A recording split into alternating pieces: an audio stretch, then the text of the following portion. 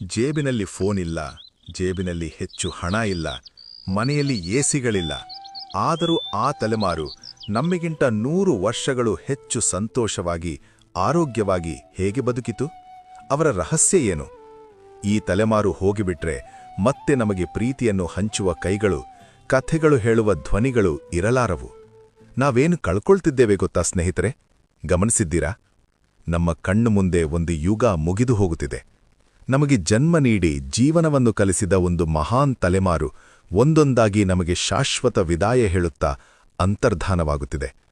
ಅವರ ಜೊತೆ ಆ ಆತ್ಮೀಯತೆಗಳು, ಆ ಮೌಲ್ಯಗಳು ಕೂಡ ಹೋಗುತ್ತಿವೆಯೇನೋ ಅನ್ನಿಸುತ್ತದೆ. ಅಸಲಿಗೆ ಏಕೆ ಅಷ್ಟು ಮಹಾನ ತಲೆಮಾರು? ಒಮ್ಮೆ ಹಿಂದಕ್ಕೆ ತಿರುಗಿ ನೋಡೋಣ. ಅದು ಅನ್ನ ತಿನ್ನುವ ಮೊದಲು ಪಕ್ಕದವರ ಹಸಿವನ್ನು ಗುರುತಿಸಿದ ತಲೆಮಾರು. ಮನೆ ಸಣ್ಣದಾಗಿದ್ರೂ ಮನುಷ್ಯರ ನಡುವಿನ ಪ್ರೀತಿ ಮಾತ್ರ ವಿಶಾಲವಾಗಿತ್ತು. ಅವರು ಎಂದಿಗೂ ನಾನು ಎಂದಿಲ್ಲ, ನಾವು ಎಂದೇ ಬದುಕಿದರು. ಉಮ್ಮಡಿ ಕುಟುಂಬಗಳಲ್ಲಿ ಕಷ್ಟ ಸುಖಗಳನ್ನು ಹಂಚಿಕೊಂಡರು. ಆಸ್ತಿಗಿಂತ ಆತ್ಮೀಯತೆಗಳಿಗೆ, ಅನುರಾಗಗಳಿಗೆ ಹೆಚ್ಚಿನ ಪ್ರಾಮುಖ್ಯತೆ ನೀಡಿದ ತಲೆಮಾರು ಅದು.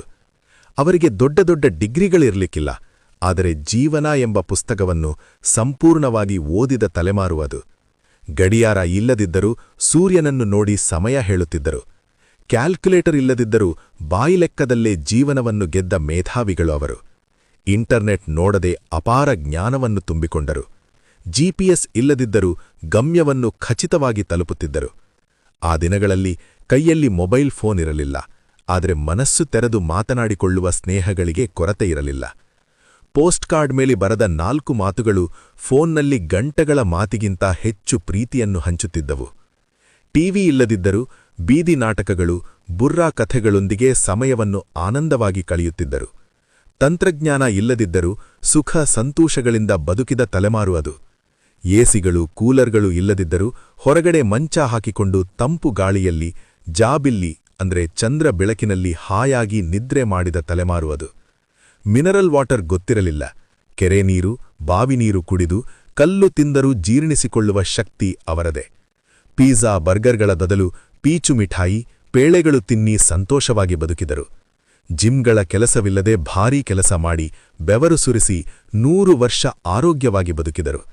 ಅದಕ್ಕೆ ಅವರಿಗೆ ಇಂದಿನ ಬಿಪಿಗಳು, ಶುಗರ್ಗಳು, ಹೃದಯಾಘಾತಗಳು, ಕಾರ್ಪೊರೇಟ್ ಆಸ್ಪತ್ರೆಗಳು ಗೊತ್ತಿರಲಿಲ್ಲ. 6ನೇ 7ನೇ ವಯಸ್ಸು ಬರುವವರೆಗೆ ಮಕ್ಕಳ ಬಾಲ್ಯವನ್ನು ಆಟಪಾಠಗಳಿಂದ ತುಂಬಿಸಿದ ತಲೆಮಾರು ಅದು. ನಂತರ ಹಣವಿಲ್ಲದ ಸರ್ಕಾರಿ ಶಾಲೆಗಳಲ್ಲಿ ಓದಿಸಿ ದೊಡ್ಡ ಸಾಧಕರನ್ನಾಗಿ ಮಾಡಿದ ತಲೆಮಾರು ಅದು. ಆ ಕಾಲದಲ್ಲಿ ಶಿಸ್ತು ಬಹಳ ಮುಖ್ಯ. ಶಾಲೆಯಲ್ಲಿ ಶಿಕ್ಷಕರು ಬೈದರೆ ಮನೆಗೆ ಬಂದು ತಾಯಿ